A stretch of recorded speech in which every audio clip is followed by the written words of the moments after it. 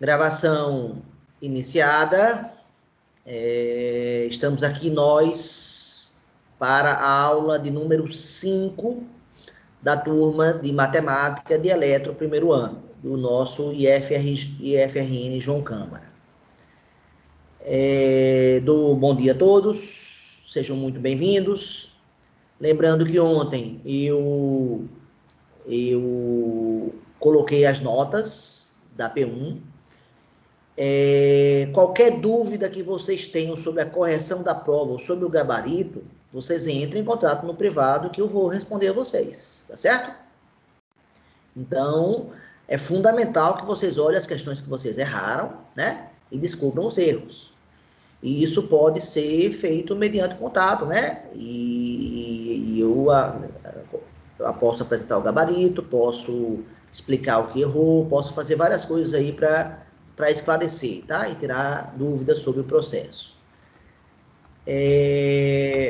Que mais? Pronto. Então, nota apresentada. Então, qualquer dúvida, volta a falar aí, pode ter havido erro de correção. Então, se você acha que teve, entre em contato que eu posso rever sem nenhum problema a correção da P1, tá? Conforme eu falei, a média da turma de vocês foi 18 de 30 possíveis, 18,1 de 30 possíveis, que foi uma média mais alta que as turmas de eletro e de info da P1 deles, que foi uma prova bem parecida com a de vocês, com ligeiras mudanças, com muito poucas mudanças. Bem, a aula de hoje está prevista para a gente começar a matéria da P3, que é a parte de classificação de função. A gente vai classificar a função em relação ao sinal, ao crescimento, à paridade e ao contra-domínio. Só que antes eu preciso terminar uma parte da matéria da P2, que eu não comentei na aula passada, e vou comentar hoje. Então, a aula de hoje deve ter duas coisas. Outra coisa também importante para a aula de hoje, eu queria já marcar com vocês as aulas nossas dos dias 25 de dezembro e 1º de janeiro caem numa sexta-feira, e esses dias são feriados. Então, eu estou querendo propor com vocês a mudança do horário das aulas, né? Então, eu proponho que a aula do dia 25, que é a sexta-feira da semana que vem, né, próxima sexta, seja transferida para a segunda-feira seguinte, ou seja, dia 28, à tarde, 2 da tarde. Tem que ser pela tarde, pelo fato de não colidir com as matérias da manhã, ou então teria que ser logo em seguida a aula da manhã. Vocês escolhem. Pode ser segunda-feira ou 10h30 ou segunda-feira 2 da tarde. Eu, a princípio, prefiro 2 da tarde, tá? Pronto. Então, a aula do dia 25 jogar para o dia 28, segunda-feira, é uma proposta. E a aula do dia 1º, que também é uma sexta-feira, 1º de janeiro, que ela seja antecipada para o dia anterior, ou seja, a quinta-feira, que é o dia 31. Mesmo horário, 2 da tarde. Então, eu lanço para vocês a proposta, caso discutam, caso não esteja bom e vocês tenham outra proposta, vocês lancem, tá bom? Estou totalmente aberto para sugestões de datas. Então, essa é a ideia. A do Natal, a da próxima sexta-feira, jogar para a segunda-feira seguinte, 2 da tarde. E a do dia 1º, né, o dia da confraternização universal, antecipar. É uma sexta, antecipar para uma quinta, dia 31. E com isso seria a nossa última aula de 2020. Então, teríamos a última aula de 2020, seria essa do dia 31, se vocês topassem. Estou aguardando aí a resposta de vocês. Podem se manifestar aqui no chat, ou podem se manifestar no privado, ou podem se reunir por conta própria e um líder entrar em contato comigo. Temos várias opções aí. Tá? Então, vou compartilhar com vocês agora essa proposta aí, tá? De datas, tá? No planejamento. Então, o que eu vou propor agora está diferente do planejamento que está no Teams, tá certo? Marina já fez um comentário. Dia 31 é dia de estar com a família. Agora a nossa aula é pela manhã, né? A gente costuma estar com a família mais à tarde ou à noite. Mas tudo bem, se for essa a opinião da maioria, a gente pode jogar pro dia 30, ela antecipar para quarta-feira. Aí a gente ficaria com aula no dia 28, no dia 29, no dia 30, 3 dias seguidos. Também essa é outra opção, Marina. Tá? Se dia 31 não for bom, dia 30 também.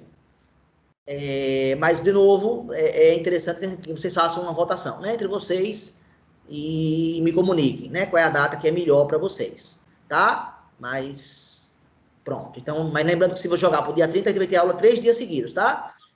28, 29 e 30. 29, que já é do dia fixo, da terça-feira. 28, que é a aula do Natal, que vai do dia 25 para o dia 28. E essa do dia 1º, sendo antecipada para o dia 30, tá certo? E vocês podem discutir depois, né, com mais detalhes. Bem, Vitor, assim, eu não vou ficar respondendo individualmente cada um, vocês têm que conversar entre vocês. Tem que ser uma posição que agrade a maioria, não tem jeito. E, infelizmente, não temos como contemplar a todos, né? Impossível. Não é desejo meu que tenha esse feriado. Se quiser, a gente manter aula no feriado, se vocês preferirem, mas acho que não vão preferir, não é isso? Então, eu estou tendo que arranjar um outro horário aí para a gente conseguir completar o nosso conjunto de aulas previstos, e aí a nossa aula à disposição. Bem, então está lançada aí a proposta, mas aguardo a comunicação de vocês, tá? Na aula de terça-feira que vem, do dia 22, a gente fecha esses horários novos, tá bom? Espero, então, discutir com vocês de hoje até terça-feira que vem, para poder fechar os horários das reposições, das trocas de horário do dia 25 e do dia 1º. Ok, galera? Recado dado? Bem, deixa eu compartilhar com vocês só agora, por enquanto, a minha previsão, né? Minha previsão de novo calendário. Estaria aqui com vocês, ó. Estamos aqui nessa aula hoje, ó. Essa é a nossa aula hoje. Lembrando que a gente vai já tratar de classificação, mas a gente vai tratar também do assunto anterior ainda, que é isso aqui. São as 5 representações, tá? Então, estamos aqui na aula do dia 18. Hoje, 18. A aula do dia 22 normal, é a próxima terça-feira, sem nenhum problema. E a aula que seria dia 25, eu estou propondo que seja dia 28, tá? Uma segunda-feira. Aí a gente mantém a nossa aula da terça-feira normal, no dia 29, sem nenhum problema. E depois a próxima aula seria dia 1º. E em vez do dia 1º, eu propus inicialmente dia 31. Caso vocês mudem e decidam pelo dia 30, a gente muda aqui, tá certo? E a nossa última aula do módulo 1, que vai fechar o segundo bimestre, vai ser no dia 5 de janeiro. E com isso a gente fecha essa parte que está em amarelo, né? Que seria a parte do primeiro semestre nosso, ou seja, do primeiro e do segundo bimestres. Alguma pergunta, pessoal, sobre isso? Algum questionamento? Alguém quer falar?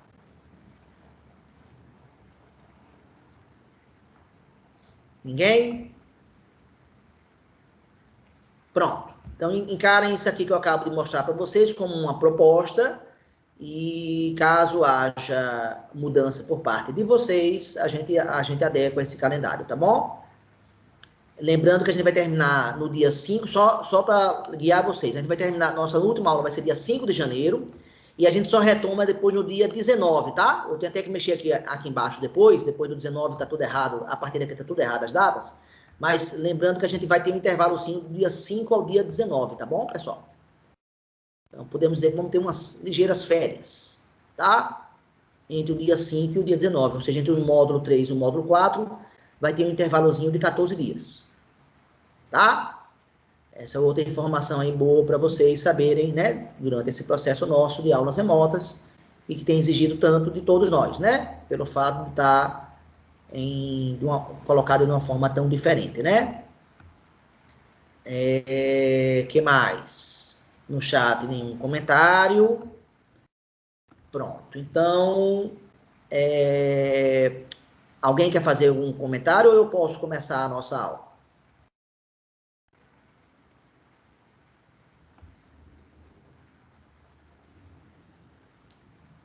Ninguém? Tá, então eu vou iniciar a nossa aula, ok? Então, deixa eu compartilhar aqui com vocês agora a mesa. E não mais o documento do planejamento.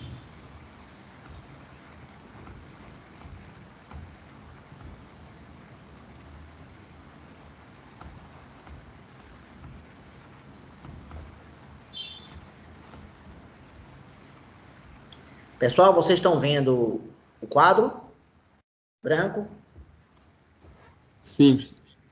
Pronto. Então vamos iniciar a nossa aula. Antes de iniciar a aula, eu queria fazer um comentário sobre a questão 9. Sobre a questão 9 da prova P1 de vocês, que eu corrigi ontem. E houve, eu acho que menos de 5 pessoas acertaram o diagrama. O diagrama correto é o seguinte, pessoal. Vamos lá. Você tem que botar um conjunto para os naturais. Aí você tem que botar um conjunto que contém os naturais, que são os inteiros. Os inteiros contêm os naturais. Então, além dos positivos, os positivos e os negativos. Depois tem que botar um diagrama que contenha os inteiros. E esse diagrama são os racionais.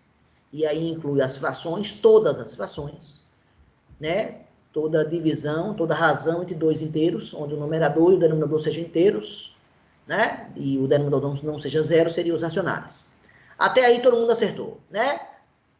Aí alguns chegaram e botaram os irracionais aqui fora. Por que isso está errado, pessoal?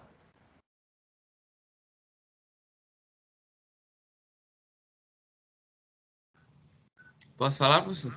Pode sim. Porque os números irracionais são os números que não pertencem aos racionais. Ele tá errado dizer que os irracionais contêm os racionais, né? Se eu boto assim, eu estou dizendo que irracional contém racional. Está errada essa informação. Isso é falso. Então, quem bota esse diagrama aqui comete esse erro, né? Então, alguns cometeram esse erro. Mas aí deixa eu falar o erro dos demais.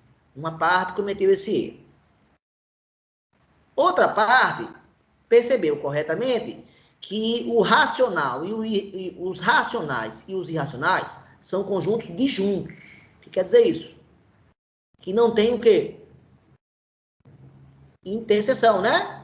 Os racionais e os irracionais são conjuntos disjuntos. O que quer dizer isso? Que a interseção dos racionais com os irracionais é o conjunto vazio.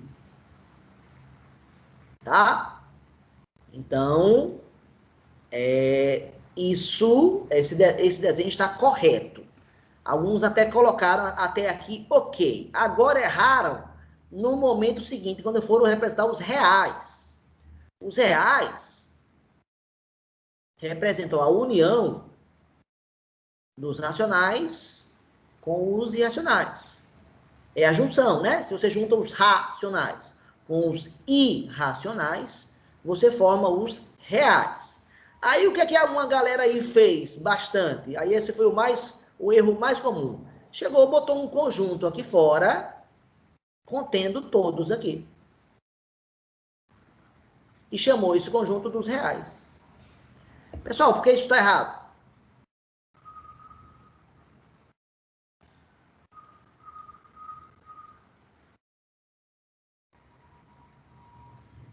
Isso está errado porque faz aparecer essa região aqui, ó. Essa região são números reais que não são nem racionais nem irracionais. E isso não pode. Então isso aqui está errado. Quem fez esse desenho aqui errou. Aí eu descontei alguma coisa na questão. Vocês perceberam que dificilmente eu dei... Aliás, eu não dei zero em nenhuma das questões a ninguém. Mesmo que tivesse sido uma resposta totalmente errada, absurda, mas não, a pessoa tentou e tenta aproveitar. Quanto mais informações ele mostrou que ele sabe, que tem a ver com o assunto que ele sabe, eu já pontuei mesmo não respondendo, não dando a resposta correta. O correto seria fazer o seguinte, ó. Você vai botar uma legenda aqui de achurado, por exemplo, e dizer que os reais serão esse achurado aqui, ó. E aí você faz a união do Q e do I. Então, o que eu esperaria seria um desenho assim, ó.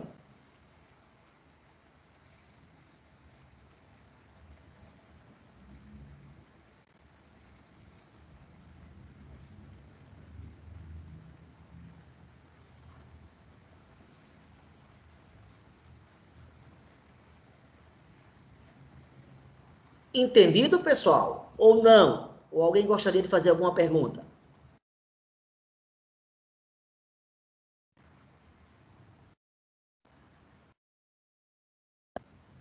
Agora, se alguém tiver curiosidade e quiser aprender logo por conta própria, qual é o conjunto que é maior do que esse e contém os dois? Esse conjunto aqui é o conjunto dos números complexos. E, de fato, existem números aqui, ó, números que não são nem racionais e nem irracionais, mas que são complexos. Os complexos vão dar conta de um problema crônico da matemática, que é raiz quadrada de um número negativo. Os complexos vão dar conta desse problema aqui. Vão dizer que isso aqui vai ser a unidade imaginária e esses números estarão aqui, ó, nessa região. Então, inclusive, vocês de eletro usam números complexos ou imaginários bastante. Já tem matéria do segundo ano, né? Que vocês precisam de números complexos muito. Então, vocês vão ter que aprender o complexo. Então, o complexo é uma matéria da matemática 2, viu?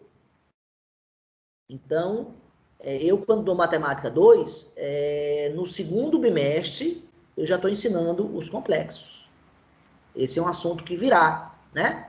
Mas, por enquanto, ainda não. Então, por enquanto, para vocês, o que eu esperava de vocês nesse momento era simplesmente um diagrama assim, né? Sem esse conjunto que contivesse os dois.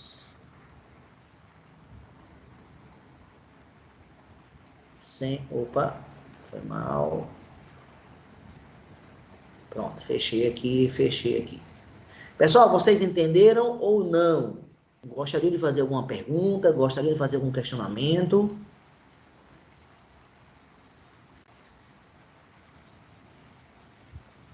Eu fui claro, então? É isso que eu posso concluir desse silêncio? Tá. Na ausência de perguntas e de questionamentos, eu vou prosseguir, tá? Outro erro também que muitos cometeram foi, na primeira questão, a resposta era vazio, né? O conjunto D, agora não vou lembrar com detalhes, acho que é D união B, interseção com C menos A. Um comentário que eu faço é que algumas pessoas erraram nos sinais na hora de transcrever, né? E erraram os símbolos aqui, botaram menos aqui, teve pessoas que fizeram isso. E aqui, esse conjunto aqui dava vazio, né? Aí, quando ia representar o vazio, cometia essa barbaridade aqui, ó, de fazer isso ou isso aqui, ó. Conjunto vazio não é representado nem assim, nem assim. Conjunto vazio é representado assim ou assim. Então, se vocês representarem assim e assim, eu também tirei pontuação. Pouca, é verdade, mas tirei. Tá? Esse foi outro comentário. Isso aqui é da primeira questão, viu, pessoal? Da prova. Da P1. Pronto. Feito comentário sobre as questões da prova, eu posso iniciar agora a nossa aula, tá? Pronto. Beleza. E nós vamos falar as 5 representações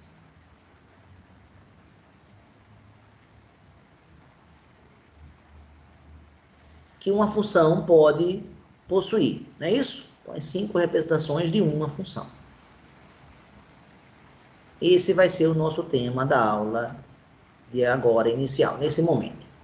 Bem, antes vale lembrar, primeiro, que a gente viu 3 conceitos. Quais? Quais foram os conceitos que a gente viu na aula passada? Produto cartesiano, relação e função. E é muito importante vocês visualizarem via diagrama que existe a seguinte relação entre os 3 conjuntos.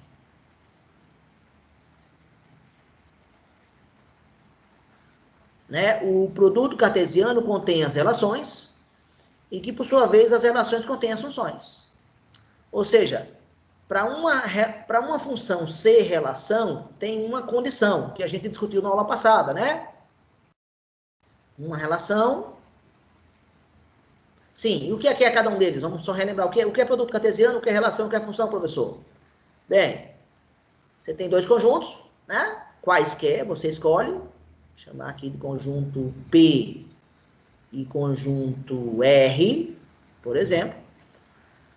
Você tem elementos, eu não vou nem botar números, eu vou botar só pontinho aqui para deixar claro, eu tenho elementos, são números em geral, mas podem ser outras coisas.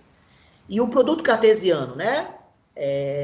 P cartesiano R é o conjunto formado por todas as ligações possíveis entre os elementos do conjunto P e os elementos do conjunto R.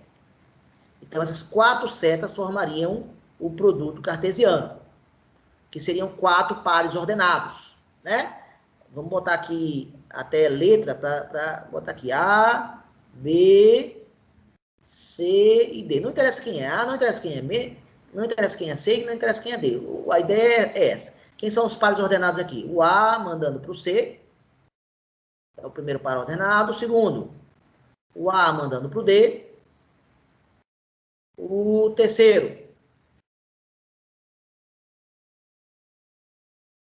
A para o C, A para o D, depois B para o C e finalmente B para o D. E com isso eu fecho a chave aqui, porque produto cartesiano é um conjunto.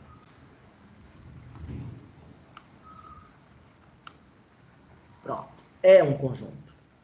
Então, tem que estar entre chaves.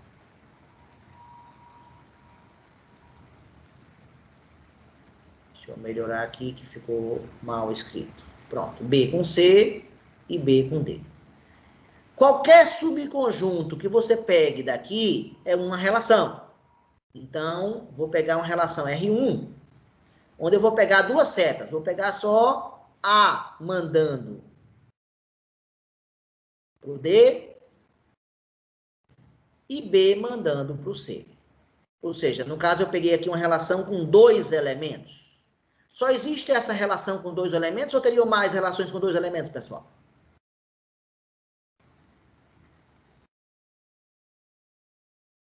Hein, pessoal? Existe mais. Existem mais. Eu poderia pegar a relação agora A com D, que é um elemento, e A com C. E, obviamente, essas duas relações são diferentes, apesar de ter o mesmo número de elementos. Então, em geral, quando eu peço para criar uma relação com tantos elementos, obviamente tem mais de uma opção. Agora, além de dois elementos, eu podia pegar uma relação também com quantos? Eu podia pegar uma relação com um elemento só, nenhum problema. Por exemplo, só a relação B mandando para o D. Conjunto unitário. Pode sim. Essa relação possui só um elemento. Só para botar aquela nomenclatura, né? O número de elementos da relação 1, que eu escrevi aqui, 2.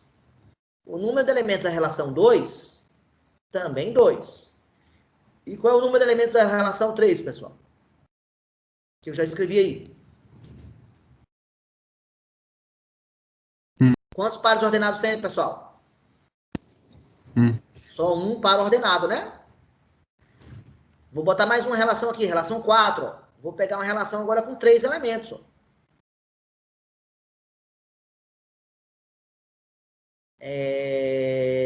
Vou pegar A mandando para o C. Vou pegar B mandando para o C. E vou pegar B mandando para o D. Pronto. Com isso, fecha a relação R4. Qual seria, pessoal, o número de elementos da relação R4? 3. 3. Obviamente, eu posso pegar uma relação R4 que seja o próprio produto cartesiano. Eu posso pegar uma relação R5 que seja igual a P cartesiano R. Então, no caso, a relação R5 vai ter quantos elementos?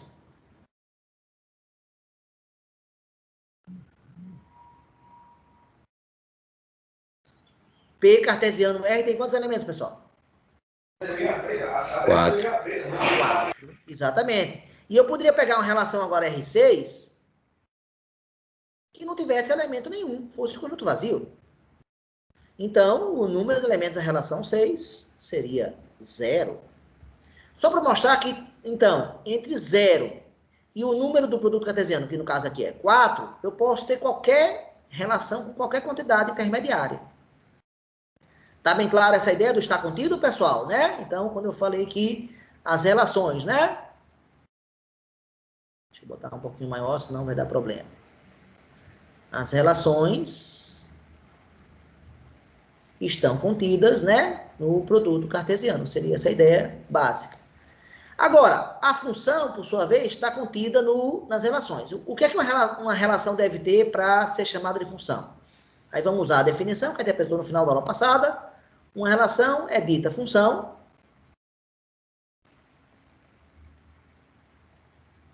se todo elemento do domínio... Quem é o domínio, pessoal? Esse conjunto que manda, né? Esse conjunto que manda se chama domínio. Esse conjunto que recebe se chama contradomínio. Então, a exigência é que todo elemento do domínio possua exatamente, eu botei lá na outra definição correspondente, aqui eu vou escrever seta, possua exatamente uma seta. O que quer dizer isso?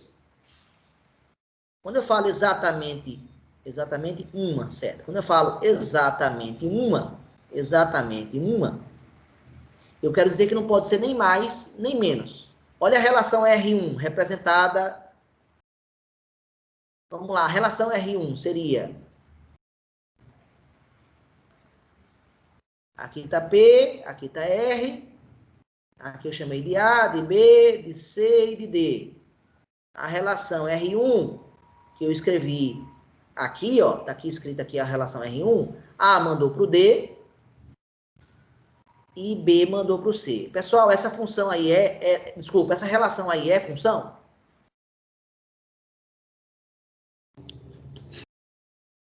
Sim ou não? Obedeceu ou não obedeceu essa definição aqui?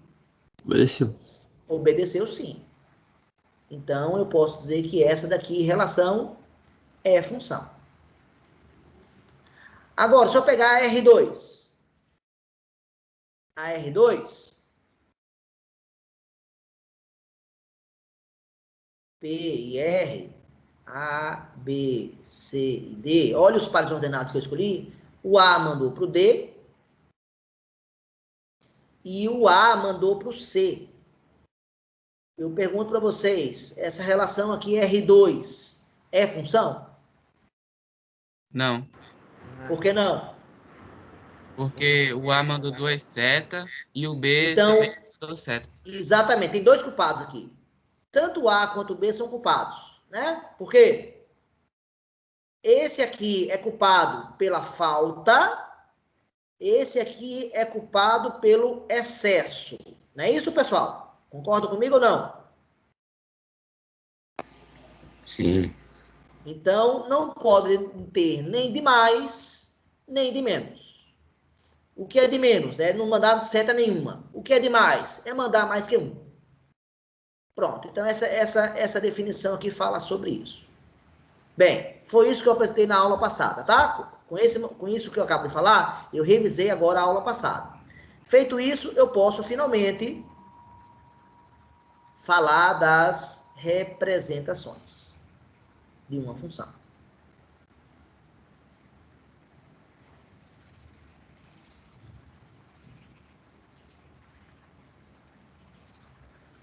Bem, vamos lá. Eu vou trabalhar com vocês com 5 representações possíveis. Quem são elas? São as seguintes representações. Uma representação chamada representação por diagrama. Ó, vale frisar que essa aula que eu vou fazer, que eu vou falar agora, nesse momento, eu já tenho um vídeo falando sobre isso, viu? Então, no vídeo lá, eu devo comentar com mais detalhes até do que o que eu falei hoje. O que é legal do vídeo é que eu posso falar com mais detalhes. Então, vou falar aqui de maneira mais resumida. Por diagrama, por pares ordenados,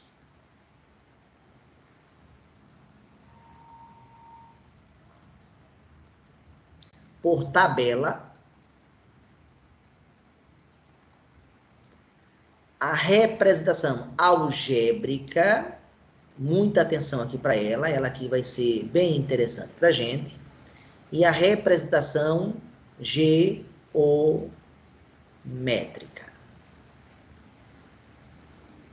Então, vamos lá. Eu tenho que criar a função e representá-la de uma das 5 maneiras. Qual delas eu vou criar? Bem, poderia ser qualquer uma das 5.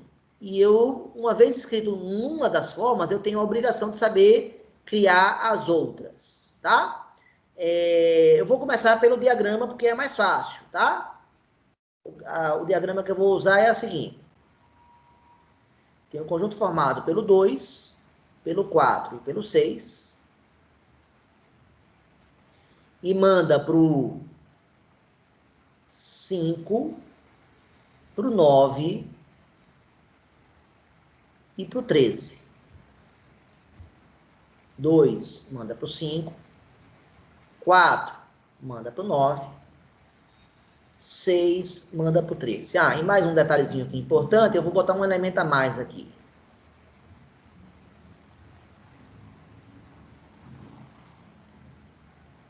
E esse elemento a mais aqui vai ser o 14, tá bom? Então eu pergunto a vocês, pessoal, quem é o domínio da função que eu acabo de criar? Vocês podiam me dizer? É o conjunto formado por que elementos? 2, 4, 6. 2, 4, 6. Perfeito. Vamos dar nomes a ele. Vou chamar de conjunto. Esse aqui eu vou chamar de conjunto G. Quem é o contradomínio? Pessoal, quem são os elementos do contradomínio? 5, 9, 13 e 14.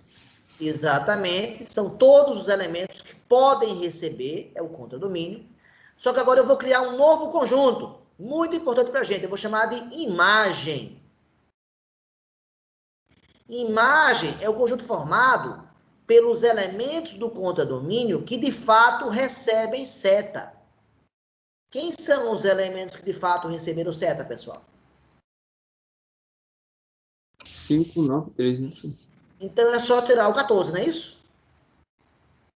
Então, primeira informação muito importante, a imagem, ela está contida aonde, pessoal? No contradomínio. Pronto. O elemento do domínio, a gente costuma atribuir a letra X, né, pessoal? Então, eu vou falar que X pertence. E o Y, para a gente, vai ser o cara da imagem. Então, o Y pertence a G, é verdade, mas pertence, o Y é um elemento da imagem. Fique bem clara essa ideia aqui. Então, vou ficar usando a letra X para o domínio, vou ficar usando a letra Y para a imagem. Bom, então essa representação está completa, já é suficiente, essa função aqui já está bem definida. E por que ela está bem definida? Porque eu apresentei claramente quem é o domínio, eu apresentei claramente quem é o contradomínio, e apresentei a forma como se relacionam. É a terceira coisa que eu preciso dar, a forma. Como se relacionam. Por exemplo, eu deixei claramente que o 2 só se relaciona com o 5. Deixei bem claro que o 4 só se relaciona com o 9. Deixei bem claro que o 6 se relaciona com o 13. Essas três coisas são necessárias para uma função ficar bem definida, tá? Eu falo que uma função está bem definida quando eu dou essas três coisas. Eu dou o domínio, eu dou o contradomínio e eu dou a forma como se relacionam os elementos dos dois. Agora vamos, uma vez essa função estando bem definida, eu posso representá-las de outras formas. Além da representação por diagrama, que eu já fiz, eu posso representá-la de outras formas. Vamos agora para a segunda representação. Vamos representá-la por pares ordenados. A gente costuma dar o nome à função. Vamos chamar essa função aqui de função B, por exemplo. B minúsculo. A gente costuma usar letras minúsculas para as funções. Então, pessoal, como eu representaria a função B através de pares ordenados? Me ajudem.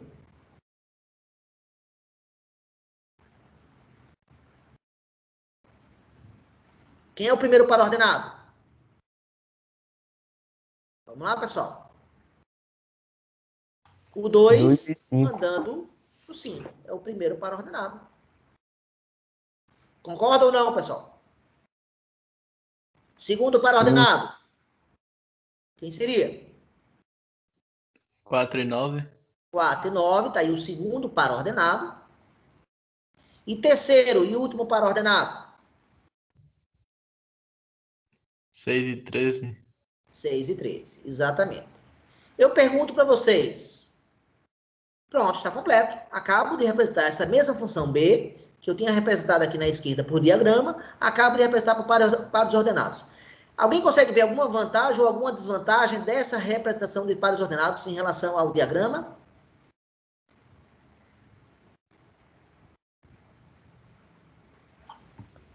Não aparece o 14. Exatamente, não aparece o 14, é isso que eu queria ouvir. Se não aparece o 14, quer dizer que eu não consigo, o contradomínio não fica bem representado aqui. O contradomínio não aparece. Então, a representação por pares ordenados, embora ela tenha a sua vantagem também, mas ela tem esse problema aqui. O contradomínio não aparece. Mas apareceu claramente o domínio, 2, 4 e 6, e apareceu claramente o contradomínio, a imagem, desculpa, o 5, o 9 e o 13, mas o 14 não apareceu. Então, essa segunda representação aqui, ela tem uma desvantagem, tá? Então, eu vou apagar isso aqui, mas eu quero que o senso crítico de vocês se aguce na hora de escolher. Não, eu vou usar a representação tal, por isso ou por aquilo, tá? Então, é isso que eu quero que vocês façam.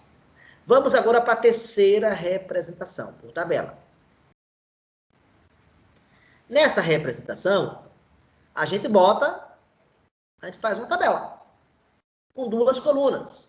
Uma coluna para o elemento do domínio, que é o x, e uma coluna para o elemento da imagem, que é o y. Então, quem são eles? 2 manda para 5, 4 manda para 9 e 6. Acabamos de representar a mesma função B, aquela mesma função B, através da representação por tabela. Vocês conseguem ver alguma semelhança de tabela com qual delas? Com diagrama ou com par ordenado? O que vocês acham?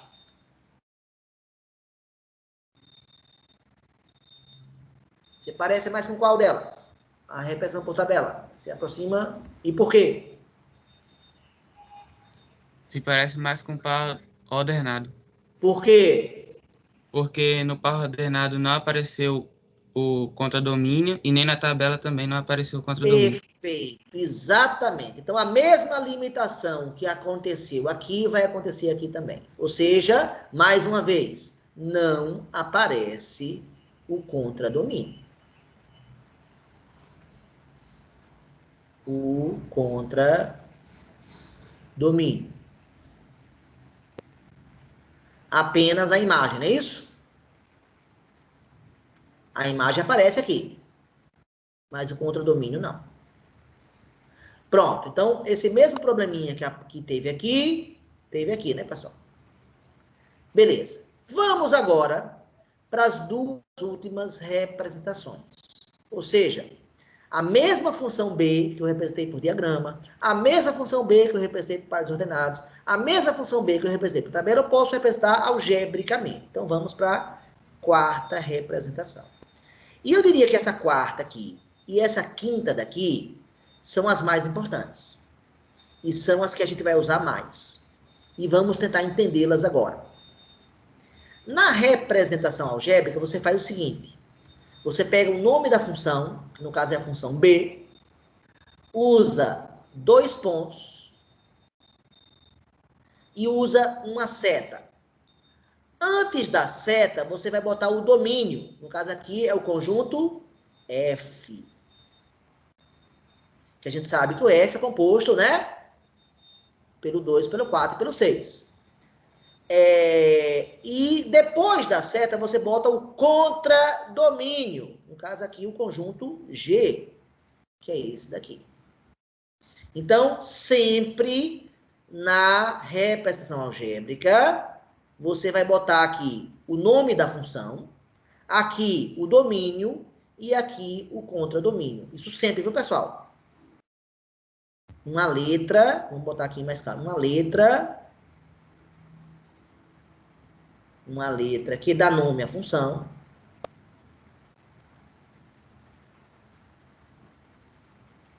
A função.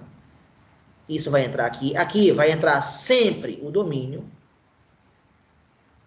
E aqui vai entrar sempre o contradomínio. Isso faz parte da convenção da representação algébrica. Agora vem o mais importante. Depois de dar essas duas coisas, você vai dizer agora, você vai usar agora uma equação. Ou seja, você vai dizer que y é uma função de x. E você precisa dar essa lei aqui. Então, agora eu desafio vocês a descobrir que lei é essa, que equação é essa daqui que eu preciso escrever. Ou seja, eu tenho que usar a letra y e tenho que usar a letra x aqui nessa equação. Ou seja, vai ser uma equação com duas variáveis. E vocês têm que captar nessa lei aqui a propriedade matemática que eu usei.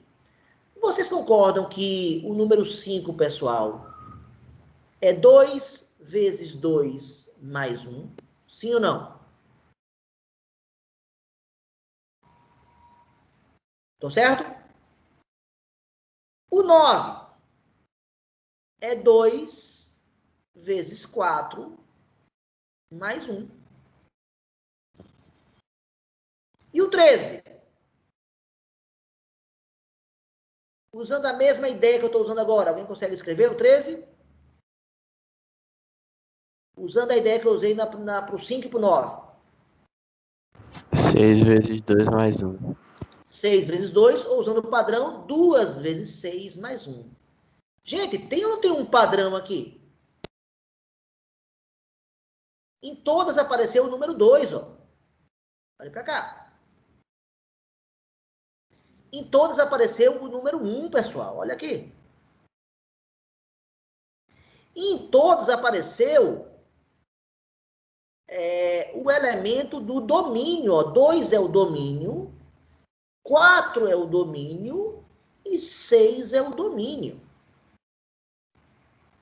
Então, como seria essa lei agora aqui que eu escreveria, pessoal? Y é igual a quem?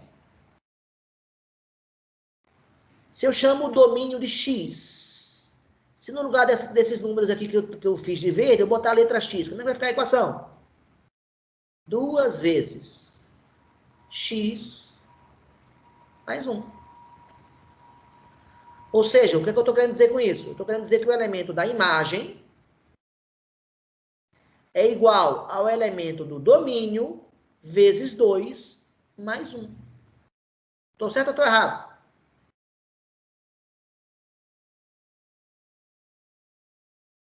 Concordam? Então, o que eu quero dizer é que esta equação daqui, ela está dizendo a forma como os elementos se relacionam, sem eu precisar botar setas, como eu fiz na primeira, sem eu precisar botar pares ordenados, como eu fiz na segunda e na terceira. Então, é isso, né? Ela tem que ter essa simbologia aqui. Acabo de, então, fazer... Deixa eu apagar isso aqui, ó, para não ficar confuso. Essa é a representação algébrica dessa função B nossa. Pronto. Tá aqui. Tá aí a nossa representação algébrica da função apresentada. Do ponto de vista da presença do contradomínio, a gente viu que na primeira a gente conseguia ver o contradomínio, na segunda, na terceira não. Nessa quarta representação algébrica, a gente consegue ver o contradomínio, pessoal? Sim ou não?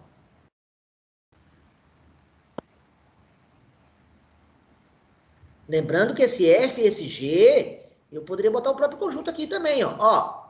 Eu poderia botar aqui o conjunto 2, 4, 6. E aqui o conjunto G, quem? 5, 9, 13 e 14. Então eu volto a perguntar a vocês.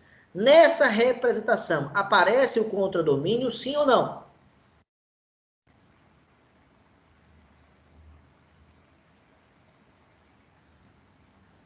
E aí, pessoal? Apareceu o cara que não recebeu? Aqui? Apareceu, Não. pessoal? Não apareceu? Não está aqui, não? Sim, apareceu. Apareceu. Então, nessa representação, volta a ter a vantagem da primeira. Aparece o contradomínio. Coisa que não tinha aparecido nem na segunda, nem na terceira. Mas tinha aparecido na primeira. Então, o que aconteceu aqui de novo. Pronto. E vamos agora para a última representação, a geométrica. Também conhecida com o nome de representação gráfica, né? Então, quando alguém perguntar para vocês, faça o gráfico da função, o que é que essa pessoa está pedindo? Que você represente geometricamente essa função. Obviamente, aqui a gente vai precisar do plano cartesiano, daquelas duas retinhas que a gente já falou, paralelas, perpendiculares, que a gente usa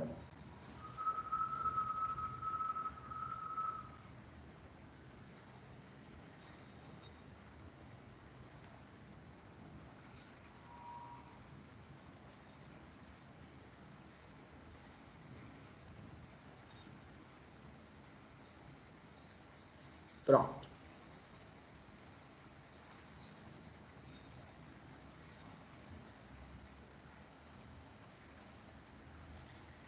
Bem, então, lembrando que o x é o elemento do domínio, mais uma vez aqui, né? É o elemento do domínio, e y é o elemento da imagem. Então, o elemento do domínio eu boto na reta horizontal, o elemento da imagem eu boto na reta vertical.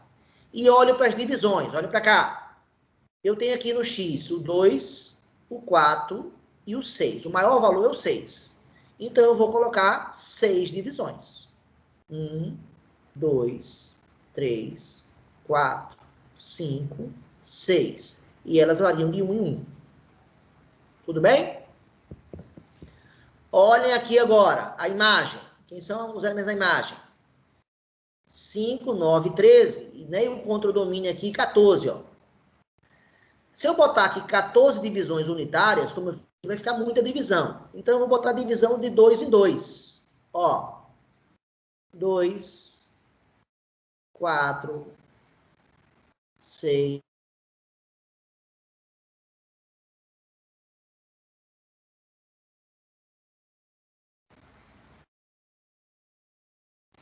Pronto, então fiz uma divisão dos meus eixos x e y conforme os valores que eu tinha de domínio e imagem. Aí eu vou marcar os pontos. Quem são eles? Primeiro ponto, qual é? Esse ponto aqui, ó, o 2 mandando por 5. Então, o 2 está aqui. Deixa eu botar de outra cor. Amarelo. 2 está aqui. O 5 está aqui, na metade entre o 4 e o 6, né, pessoal? Aqui está o 5. Você puxa aquelas retas, então, paralelas. Aqui, paralela ao eixo X, que passa pelo 4, pelo 5. E aqui, paralela ao 2, que passa, paralela ao Y, que passe pelo 2. Nesse cruzamento aqui, nós temos o primeiro ponto. Então, acabo de representar geometricamente o nosso primeiro ponto. Qual? O 2 mandando por 5. Ele está representado. Qual é o próximo? O 4, que é esse cara daqui, mandando para o 9. O 9 é o cara que fica entre o 8 e o 10, né, pessoal? Tá aqui, né? Na metade. Então, eu puxo uma paralela ao Y, passando pelo 4. E passo uma paralela ao X, passando pelo 9.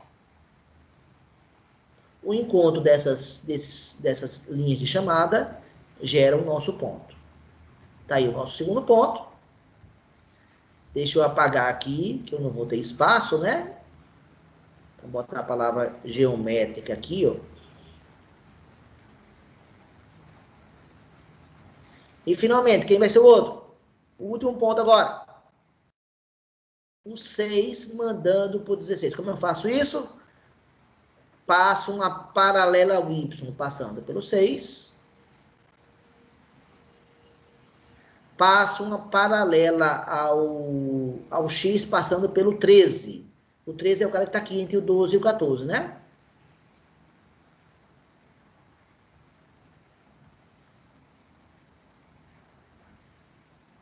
Pronto.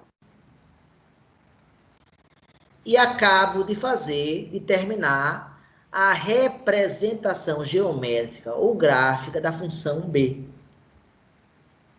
A função B foi representada de 5 formas diferentes. Na primeira, do diagrama, aparecem 2 conjuntos e as setinhas ligando. Na segunda, aparecem os pares ordenados, 1 a 1, e é um conjunto, fica bem claro que é um conjunto. Na C, você cria uma tabela onde você mostra os pares ordenados nessa tabela. Na quarta representação, na algébrica, você bota o domínio, bota o contradomínio e bota a equação que relaciona os elementos do domínio com os elementos do contradomínio. Ou seja, aqui é uma equação, fica bem claro aqui, isso aqui é uma equação com 2 variáveis, né? Entendido ou não, pessoal? Quem são as variáveis? Quem são as variáveis, pessoal? Variável x e variável y. Note que as equações que eu pedi para vocês resolverem na prova P1 eram equações só com uma variável. Quando eu pedi lá na prova, sei lá, resolver uma equação assim, 2x mais 5 igual a 7, isso aqui também é uma equação. Só que só tem uma variável, que é a variável x. Isso foi na questão 7, na questão 8 da prova, quando eu pedi uma equação de segundo grau assim, x ao quadrado menos 8x mais 5 igual a 0, só tinha novamente um tipo de variável, porque embora aparecesse a variável aqui 2 vezes, mas era a mesma variável, a variável x, ó, a mesma. Aqui não, ó, as variáveis são diferentes. Eu tenho uma variável y aqui e tenho uma variável x aqui, né, pessoal? Ok?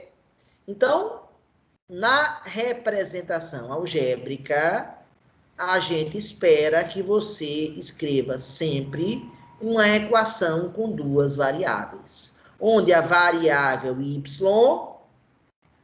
depende,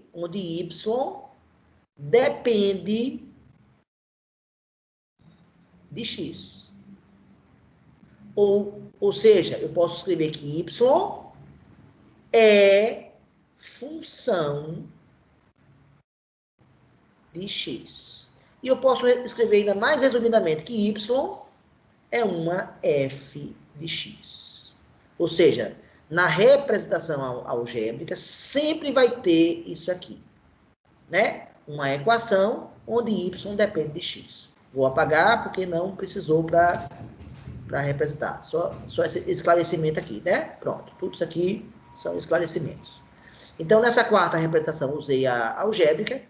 E na quinta e última representação, a geométrica, a função foi representada através de 3 pontos, né?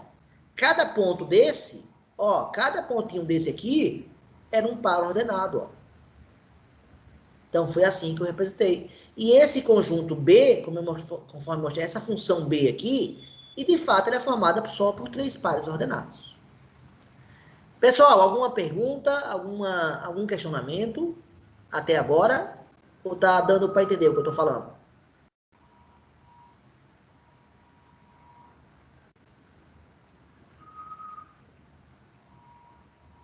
O silêncio toma conta da aula. Pessoal, tá dando para entender? Vamos ver mais exemplos, então?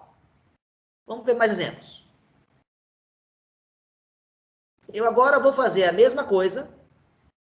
Eu vou dar uma função e vou pedir as outras. A novidade agora é que eu vou começar pela algébrica. A minha função vai ser a seguinte. Então, eu vou começar pela algébrica, tá?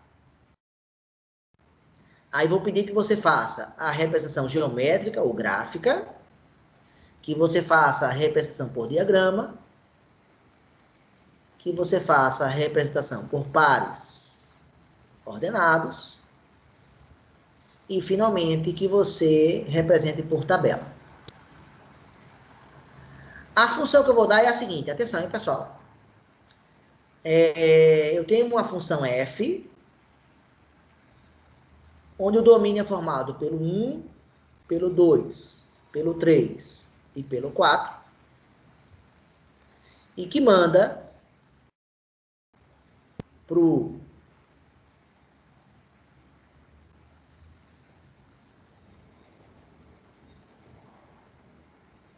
um, 4, 9, 16 e 25.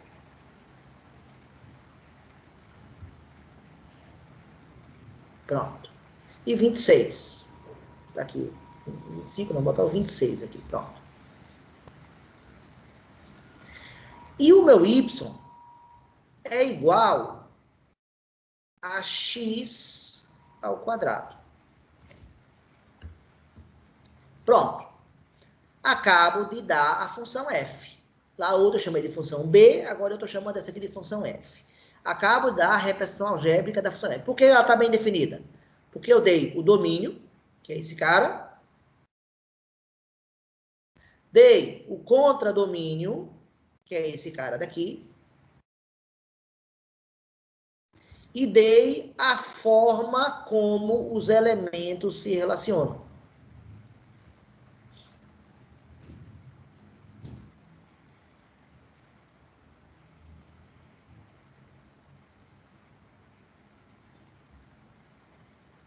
Se relacionam.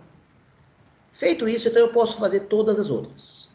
Vamos passar aqui para a tabela. Vamos lá. Como é que seria a representação dessa função agora aqui por tabela? Alguém me ajuda? Quem eu posso botar aqui no domínio? No x? Que número eu posso escrever aqui no x? 1. Oi? 1. Não ouvi. Podia falar de novo? 1. 1. Beleza. 1. Por que 1? Porque 1 está no domínio. Está aqui, ó. E o 1 manda para quem? Pro 1 do contradomínio. Por quê? Se você botar no lugar do x o número 1, vai ficar 1 ao quadrado. E 1 ao quadrado, a gente sabe que dá 1, né? 1 ao quadrado, a gente sabe que dá 1. Então, quer dizer que 1 manda para o 1. Nós temos aí o primeiro par ordenado. Quem é o segundo par ordenado? 2. O 2. O 2 é a abscissa do par ordenado. E quem é a ordenada? 2 manda para quem? 4. 2 manda para 4, porque 2 ao quadrado dá 4. Ou seja, a lei está mandando elevar o domínio ao quadrado. É isso que a lei está mandando. E eu tenho que obedecer. Beleza, 2 manda para o 4. O que mais agora? Quem é o terceiro par ordenado? 3 manda pro 9. 3 vai mandar para o 9, é o terceiro par ordenado. E o quarto par ordenado? 4 vai mandar pro 16. O 4 manda para o 16. Por quê, pessoal? O 3 manda para o 9, porque 3 ao quadrado dá 9. E o 4 manda para o 16, porque 4 ao quadrado dá 16. E a lei que a gente tem que usar é essa. Foi dito lá na representação algébrica que... Epa, não estou...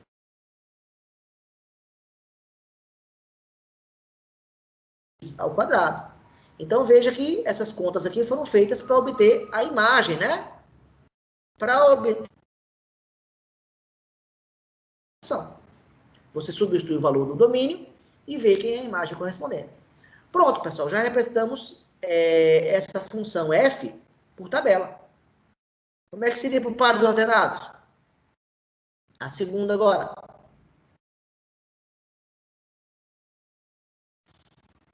Eu boto chaves, que é um conjunto. E quem são os pares ordenados? Entre parênteses. 1 manda para 1. 1,1, ou seja, 1 manda para 1. Segundo par ordenado. 2 manda para 4. 2 2 manda manda para 4, é o segundo par ordenado. Terceiro par ordenado. 3 para 9. 3 manda para 9. Quarto par ordenado. 4 para 16. E quinto par ordenado. Não tem, né, pessoal? Né? São só 4 pares ordenados. Já que o domínio só possui 4 elementos. Então, essa função eu tenho que ter. Agora, vamos para a primeira representação. Vou ter que ter quantas setas aqui nessa representação, pessoal? Quantas setas eu vou escrever aqui? 4. 4 setas. Exatamente. Pronto, escrevi o domínio, escrevi o contradomínio e vou escrever as 4 setas. 1 manda para 1. 2 manda para 4. 3 manda para 9. 4 manda para 16. Gente, já fizemos outras 3. Além da função da representação que eu dei, que foi a algébrica, já fizemos a dos pares ordenados. Já fizemos a representação por tabela. Já fizemos a representação por diagrama. Qual que está faltando agora? Gráfica. Qual, pessoal? A gráfica, né? Então, lá vamos nós fazer a representação gráfica. Ela consiste em você botar os pares ordenados no plano cartesiano. E esses pares ordenados são formados por duas retas, não sei o que está acontecendo aqui. Vou apagar porque ela não está me obedecendo. Fazer outra reta, então, que ela me obedeça. Pronto, agora ela vai girar.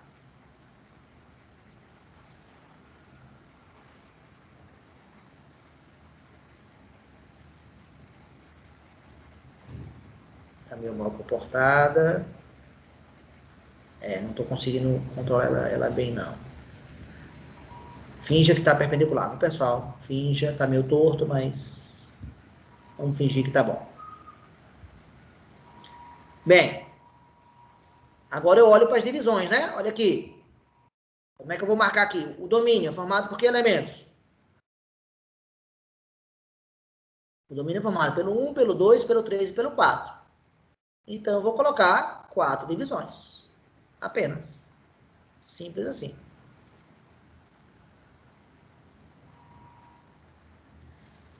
E o contradomínio tem 5 elementos. E a imagem só tem 4, né? Quem tiver alguma dúvida, lembrar que a imagem é formada por que elementos? 1, 4. 9 e 16. 1, 4, 9 e 16. Enquanto o contradomínio, ele é formado pelo 1, 4, 9, 16 e 25. E 26, desculpa. Pronto. Então, eu tenho até a imagem 16. Se eu botar a divisão de 1 em 1 aqui no eixo Y, nesse eixo Y aqui, vai ficar ruim. Então, eu vou botar a divisão de 4 em 4. Ó.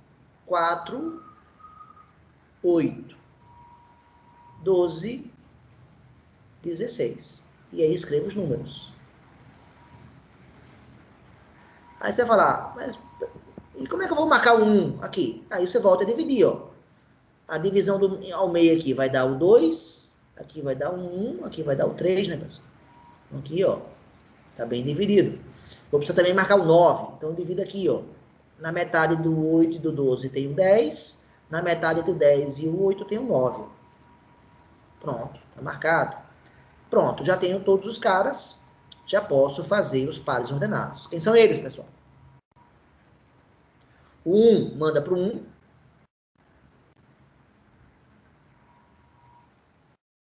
Está aqui o nosso primeiro ponto. Segundo, o 2 manda para o 4. Sempre fazendo retas paralelas, né, pessoal? Depois, o 3 manda para o 9.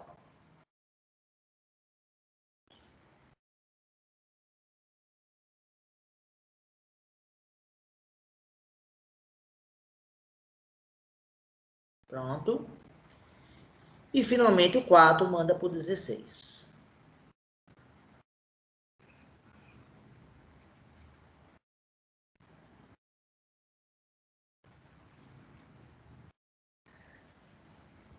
Não sei se vocês perceberam que no exemplo passado... Vou voltar aqui para o exemplo passado, viu? Ah, não, eu apaguei, não foi? Foi, eu apaguei. Não tenho tela aqui, não. Os pontos do exemplo passado, não sei se vocês lembram, quando eu marquei lá o plano cartesiano, os pontos ficaram alinhados, hein? Ou seja, eu poderia passar uma reta que contivesse todos aqui, porque eles estavam alinhados. Note que nesse exemplo, os pontos não estão alinhados. Vocês concordam comigo ou não? Esse ponto aqui, esse é impossível traçar uma reta que passe pelos 4. O que quer dizer que eles não estão alinhados. E com isso, pessoal, eu acabo de fazer a representação gráfica. Vou fazer uma pergunta que eu não fiz no problema passado. Na representação gráfica, aparece o contradomínio, sim ou não?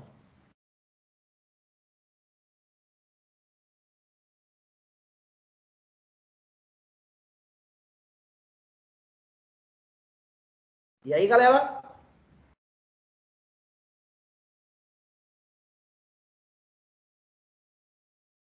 O contradomínio aqui é dado pelo 26, né? O cara que eu não marquei ponto nenhum foi esse cara daqui, ó.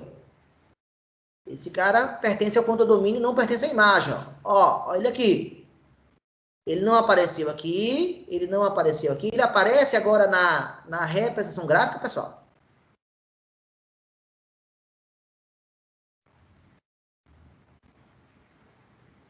Gente, vocês estão me ouvindo? Sim. E aí? Não, ele não apressaria, mas caso aumentasse a reta. Eu nem marquei aqui o 26, né? O 26, se eu fosse marcar aqui, ó, ele teria que estar aqui, ó, nesse eixo, ó. Nesse eixo aqui. Eu teria que fazer mais divisões até chegar ao 26. Eu nem marquei ele. Exatamente. Porque... Então, não aparece o contradomínio na representação gráfica, novamente, hein?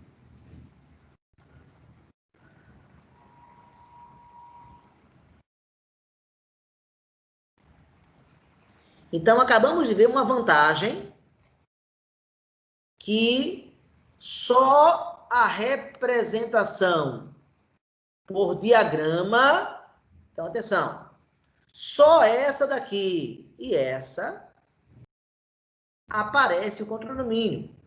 Essas três aqui, ó, não aparece o contradomínio. Professor, Diga. mas na outra representação gráfica apareceu o contradomínio. Eu marquei Professor, algum ponto? Eu marquei algum ponto? o senhor botou o 14, só não marcou Tudo ele. bem, eu posso até ter escrito 14, mas eu não botei aqui. Quando eu falo representação gráfica, eu me refiro a esses pontos aqui, ó. Ó, Então, na representação gráfica, só os pontos, né? Aí se não quando eu me aparecer o refiro a representação contradomínio, gráfica, eu me refiro aos pontos. Nesses pontos aqui não aparece o 26. se não aparecer o 14, também nos pontos, é porque não aparece o contradomínio. Exatamente. Então, nem na anterior apareceu. Apesar de eu ter feito 14 aqui no eixo Y, você tem razão que eu escrevi lá o 14, mas eu não fiz ponto associado a ele. Como eu não fiz ponto associado a ele, não apareceu. Ah, então, certo. Entendido? Entendi. Agora, vamos fazer mais um exemplo agora. Mais um.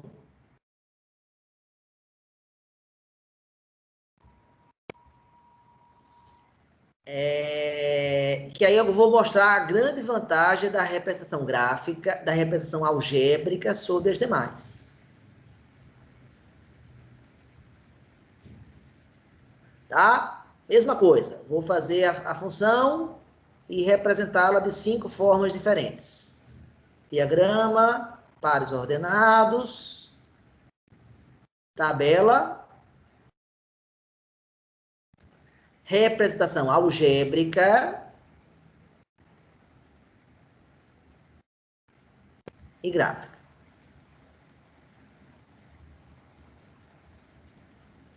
Agora vamos lá, atenção, hein? A função g, 2 pontos,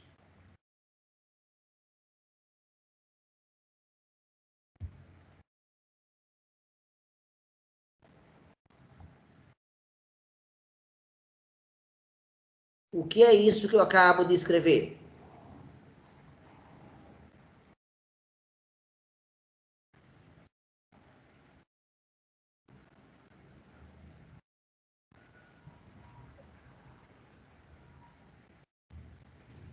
Hein, pessoal, o que é isso aqui? Isso aqui o que é? Intervalo. Intervalo. Intervalo, né? Quantos pontos tem nesse intervalo que vai do 1 ao 4? 3. Quantos números? No caso, Infinito. Infinitos. Então, essa é uma novidade, hein? E aqui está fechado e aqui está aberto, hein? Então, quantos elementos existem no domínio dessa função que eu acabo de dar? Infinitos. Infinitos elementos. Na hora, então, que eu for fazer o diagrama, eu vou ter que fazer quantas setas? Infinitas. Estou lascado, não estou? Temos um problema sério aqui. Agora, vocês vão ver que na representação gráfica vai ter uma vantagem muito grande também. Olha que coisa legal vai aparecer na representação gráfica, hein? Fiquem atentos agora.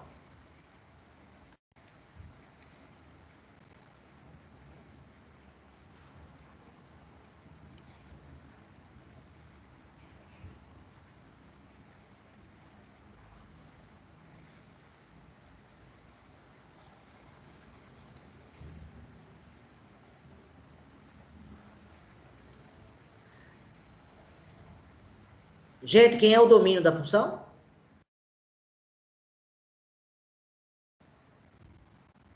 Quem é o domínio da função, pessoal? É o intervalo de 1 a 4, não é isso? Quem é o contradomínio da função? Os reais. Os reais. Olha, aquele maior conjunto possível. E a equação que eu dei é que o valor da imagem tem que ser 3 vezes o valor do domínio.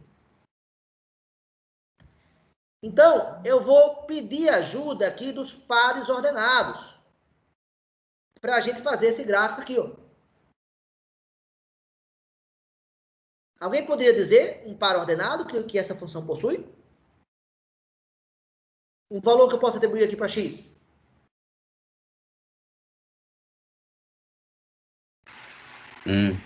1 faz parte do domínio. Tá aqui, ó. A bolinha tá fechada. Faz parte. E 1 manda para quem? Se eu botar o 1 aqui no lugar do X. 3. Vai 3. É o triplo.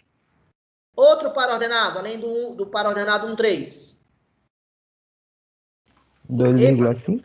Eu estou botando aqui no lugar errado, né, pessoal? Isso aqui era a tabela, né? Foi mal.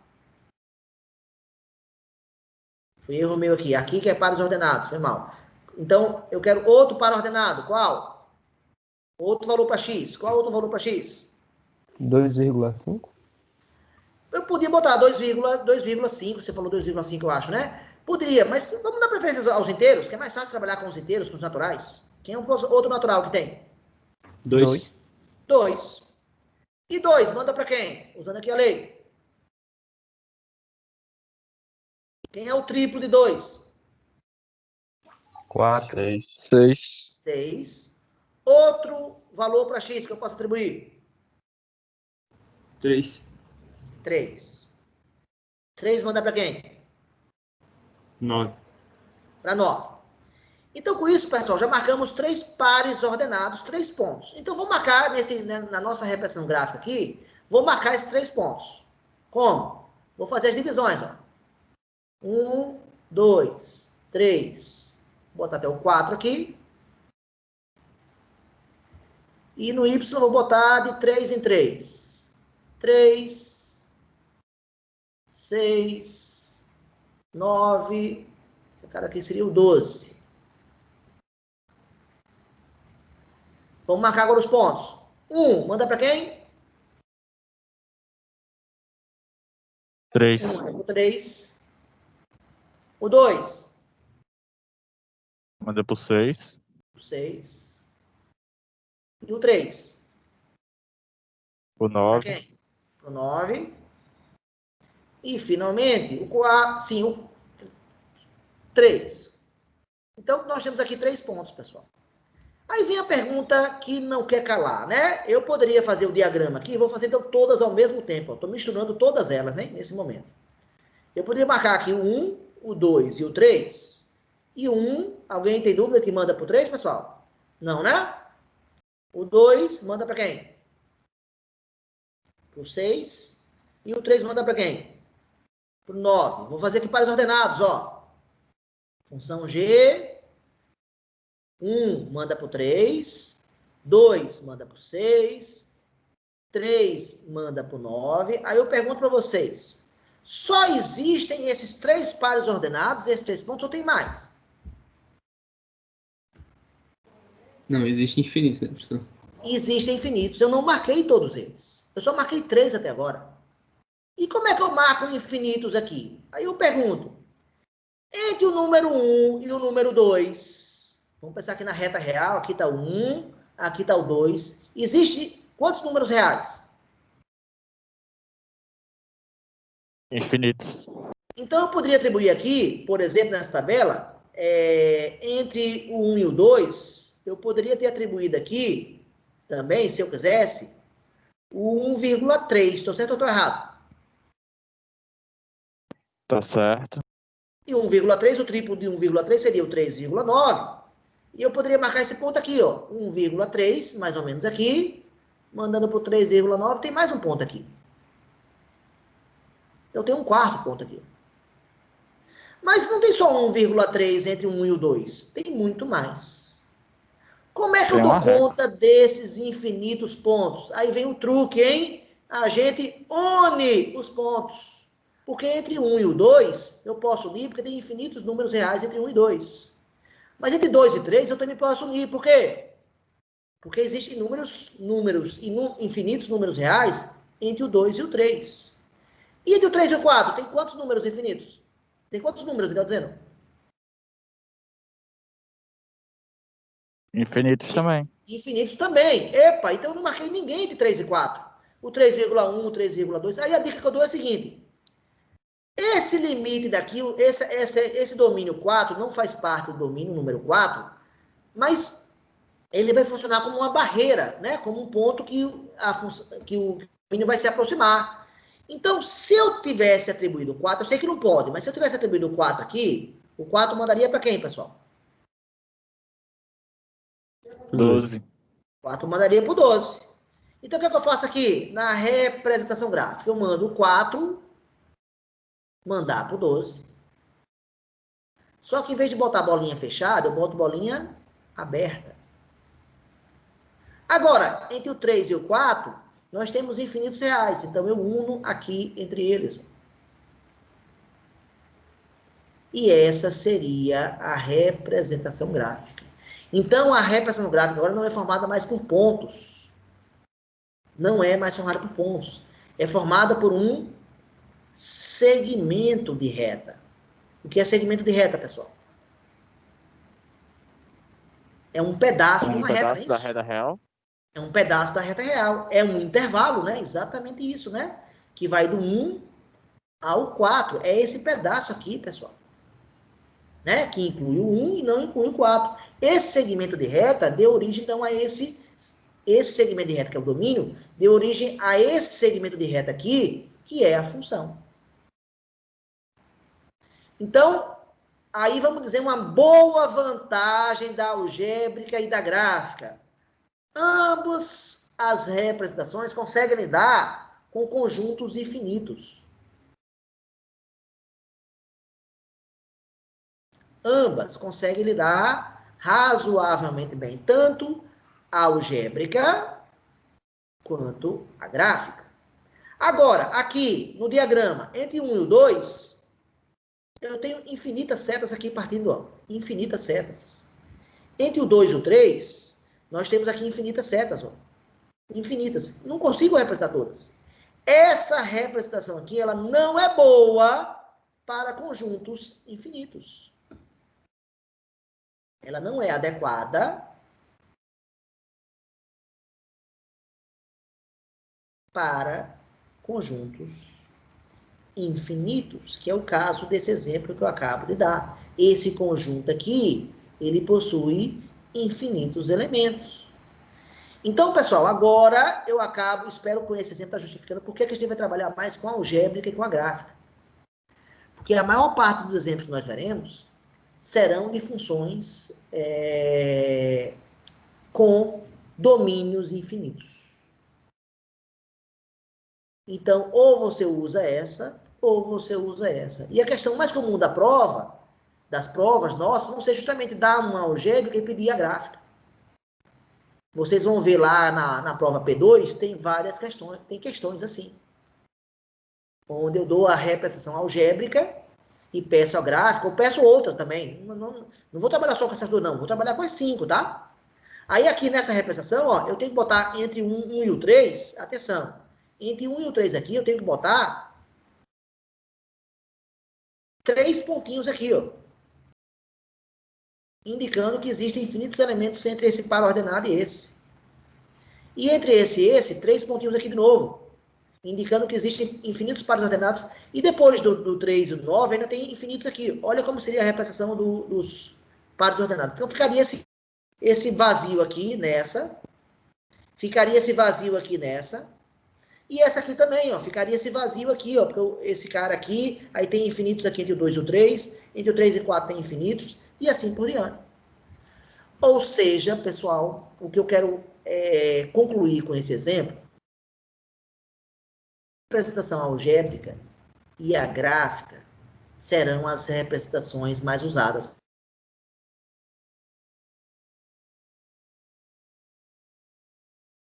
A função, você pode usar todas elas.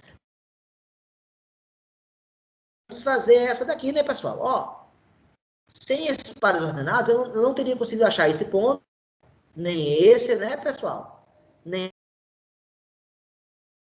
Então, esses pontos aqui foram... Essa representação aqui foi fundamental para essa. Agora, eu percebo aqui que, exatamente como o primeiro exemplo que eu dei, os pontos aqui voltam a ficar alinhados, né? Ou seja, essa equação aqui parece ter alguma ligação com o formato de uma reta, né? Embora essa reta não esteja completa. Eu não posso fazer ela continuando aqui, ó. Ó, essa reta aqui eu não posso continuar para cá, nem para cá. Porque é só um segmento de reta. Esse nosso exemplo só vai desse ponto até esse. Então, só vai aqui nesse intervalo. Depois, não prossegue. Pessoal, eu falo disso aqui, isso que eu acabo de falar, dessa vantagem da representação algébrica e da gráfica, eu também tenho, na aula que eu já postei para vocês, fala um pouco sobre isso, viu? Com isso, eu considero encerrado a matéria da P2. A matéria da P2 está finalizada. Quer dizer, tudo com o que eu falei agora nas duas últimas aulas, eu considero que vocês conseguem fazer as 10 questões agora da P2. Desejo que mergulhem nela a partir de hoje com muita vontade. E o mesmo esquema lá da P1, né? Tendo dúvidas, tendo dificuldades, a gente tira dúvidas. Deixa eu voltar aqui para a imagem de vocês. Pronto. E a minha imagem aqui voltou. Laiane, temos aulas, então, eu acabei não dando aula ontem, né? No CA ontem, mas segunda-feira está confirmadíssimo nosso CA, viu? Chuva, pedra ou canivete, a gente tem aula no dia 21, tá? Do nosso CA. Nesse CA da segunda-feira, 3 da tarde, vocês podem tirar dúvidas da P2, quem tiver. Mas não sugiro esperar segunda-feira, não. Comece a fazer essa prova hoje. Tenha dúvidas hoje. Se comunique comigo, ou com os colegas, ou com o livro, ou com os sites, ou com os vídeos, hoje ainda. Quem não começou. Quem já começou, então, obviamente, já fez o certo e já deve estar com a P2 bastante encaminhada, tá? Eu estou disponível, conforme falei a vocês, para ajudar. Então, podem sim tirar dúvidas de questões. Alguns alunos que se comunicaram sabem que eu respondo, né? Lógico, eu não vou dar a resposta da questão exatamente para vocês, mas eu vou dar a ideia de como faz, sim, do que se trata, né? Pelo menos se a pessoa está perdida, não sabe nem começar, eu vou dar essas ideias iniciais, sim, se ela entrar em contato comigo. Ok, galera? Beleza? Comentários? Perguntas?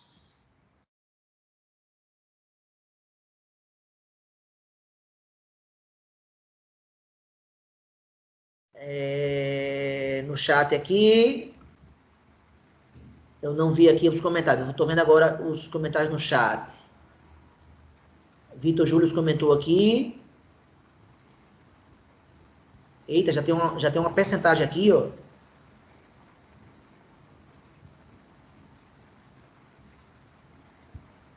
Eu não sei quem foi que fez isso aqui. Que dia fica melhor? Foi Marina Iver que criou. Ela deu a opção dia 30, dia 31, depois da virada, a maioria... Só que depois da virada, se a gente vai ter que ficar então para outra segunda. Isso aí eu vou ter aula dia 4 e dia 5. É isso que vocês preferem então? É isso que eu estou entendendo aqui, né? Se a maioria preferiu depois da virada, a do dia, então, teve mais 14 respostas, mas eu não sei quais são. Pronto, a gente pode, então, a aula do dia 30, a aula do dia 1º, ela passar para o dia 4, então. Tá? A gente confirma, então, na aula de terça-feira que vem, dia 22. Mas é isso, a aula do dia 25 vai para o dia 28, e a aula do dia 31, a aula do dia 1º vai para o dia 4. Então, essa é a primeira ideia, tá? Pelo que eu estou entendendo aqui desse chat e dessa enquete que Marina conduziu. Tem mais comentários aqui de Vitor Júlio a respeito da lei, né?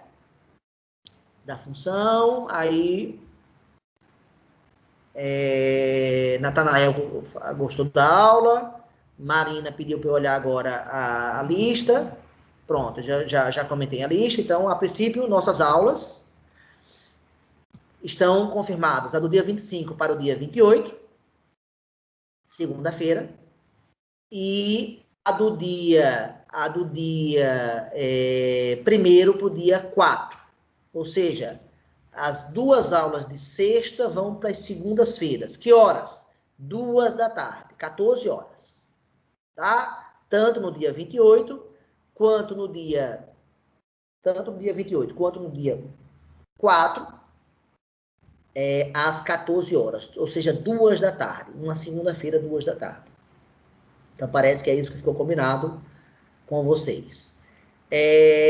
Eu vou colocar pelo menos mais 2 vídeos ainda relativa a P2.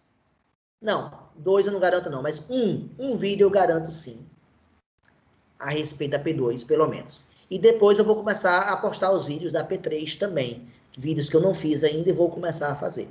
A P3 vai falar de classificação. Eu pensei que ia dar para falar hoje alguma coisa sobre classificação de função, mas não deu. Só já vou adiantar, a gente vai trabalhar 4 classificações de função. Quanto ao crescimento, quanto ao sinal, quanto à paridade e quanto ao contradomínio. Tem apostilas de cada um desses assuntos, tem aulas do Ferreto de cada uma dessas classificações, sendo que, por exemplo, quanto ao contradomínio, o Ferreiro dividiu em 3 vídeos, que eu acho que não precisa, bastava um vídeo só. Ele dividiu a classificação contra o contradomínio, ele fez um vídeo para a função injetora, um vídeo para a função sobrejetora e outro vídeo para a função bijetora. Eu prefiro falar uma aula só, onde eu falo das 3 classificações apenas. Então, tem vídeos do Ferreto e vai ter vídeos meus. A matéria da P3 vai versar sobre essas classificações, sobre função inversa e sobre função composta. Então, é só função a partir de agora, né? Função o tempo inteiro. Esse conceito de função que a gente acabou de aprender, ele vai continuar com a gente agora em todas as demais provas. A gente precisa desse conceito. Quem não entendeu, vamos fazer um esforço agora para tentar entender com os vídeos e com os estudos, né? De uma forma geral. Gestiana fez um comentário também, gostou da aula. Alguém mais gostaria de fazer comentários, pessoal?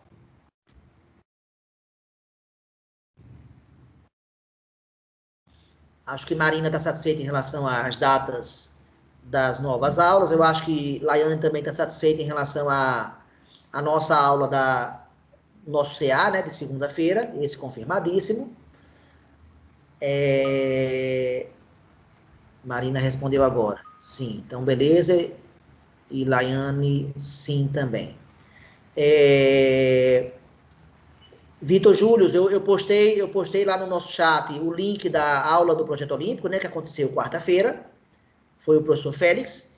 E na próxima quarta-feira, o Projeto Olímpico vai ter aula do professor Edivan, que vai falar sobre o princípio da Casa dos Pombos, que é um princípio bem legal, bem simplesinho de entender e bem útil em alguns problemas, né, de Olimpíada. Então, ele vai trabalhar isso na aula de quarta-feira da semana que vem, que deve ser dia 23. Isso. Bem, pessoal, nenhuma dúvida mais de vocês? Nenhum questionamento? Vitor Júlio também já respondeu. Sentindo contemplado. Diga, Gessiane. Só se pode representar par ordenado com letras maiúsculas? Par ordenado com letras maiúsculas. Eu usei letras maiúsculas para par ordenado, Gessiane? Não, porque o senhor colocou letras minúsculas, aí eu fiquei com um pouco de dúvida, por causa de conjuntos que são letras maiúsculas. Mas eu não usei letras maiúsculas. Veja, o par ordenado é formado pelo número do domínio e pelo número da imagem. Ele é formado por 2 números, ele é representado entre parênteses. Como se representa o par ordenado? Entre parênteses. Sempre separado por vírgula. Você entende o que eu estou falando? Deixa eu voltar aqui, então, para... Entendeu? O par ordenado é representado por parênteses. E entre a abscissa e a ordenada, entre o valor do domínio e da imagem, bota uma vírgula.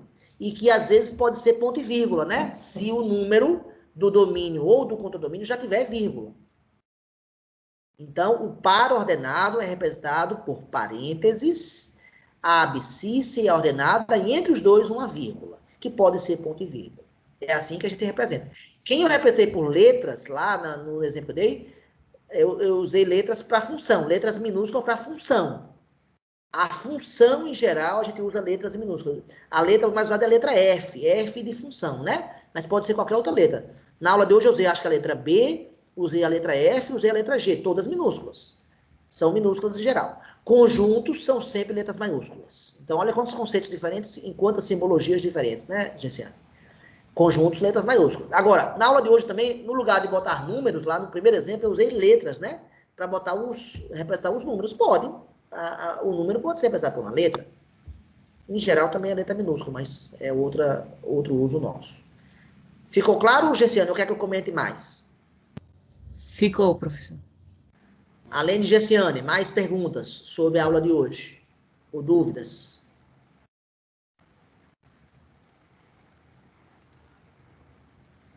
Marina falou aqui que teve que sair. Eu acho que a maioria está respondendo que está tudo bem. Beleza. Então é isso, pessoal. Vamos terminar nossa aula. Eu desejo um bom final de semana para vocês. Fiquem ligados para entregar a P2 na próxima terça-feira. Lembrando que a próxima terça-feira não é só a P2. É o que mais?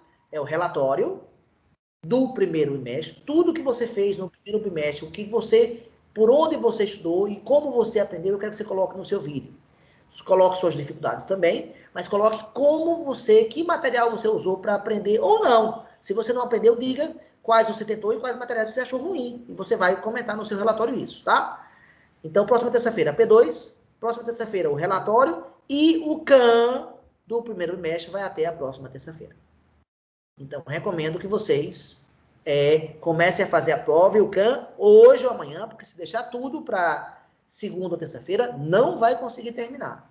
Então, comece hoje, sem falta, ou a prova, ou o CAN, ou os dois, e você escolhe. O relatório, em geral, é mais simples de fazer, né? O relatório não é uma coisa complicada, não.